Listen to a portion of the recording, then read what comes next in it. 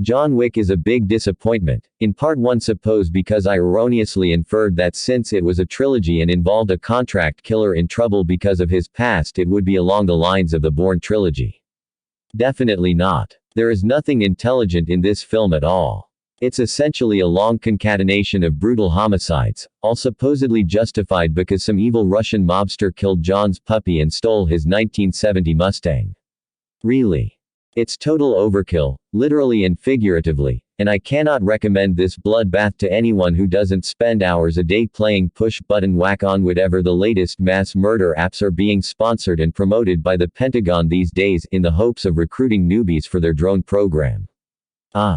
Given the gross disproportionality of the revenge-killing fest here, I'd say that the one redeeming quality of John Wick is that it is a perfect metaphor for the entire war on terror.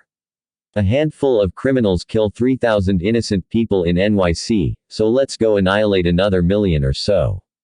I think part of the reason that I enjoyed this movie so much was that yesterday I watched Taken 3. That action movie was such a steaming pile of ineptitude that it makes John Wick look like Shakespeare in comparison. John Wick has its faults. Believability being the obvious one. But it believes in itself just enough to carry it off and not descend into farce, though it skirts that point very closely at times. One of the big draws for me here was the fight choreography. Plenty of thought went into the extended action sequences and there was some imaginative use of the surroundings. Add to the fact that the shots are held long enough to let you see what is going on and the action is thoroughly enjoyable. There is plenty of violence and plenty of blood.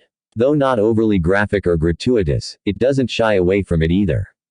There are bodies, and blood, galore after every shootout. It is difficult to describe the level of the action here, but the thing it most closely reminded me of was the gun kata motif from Equilibrium. If you like that movie, then the general flow from one target to the next that Wick performs here will be immediately familiar. Story-wise, it is a simple revenge tale and the reasons for the warpath mentality of Wick are spelled out in the first 20 minutes or so. After that it is all action, pretty much. If the action had been done badly, a la the aforementioned Taken 3, or the fights hadn't been interesting, then this would have been a tedious bore fest.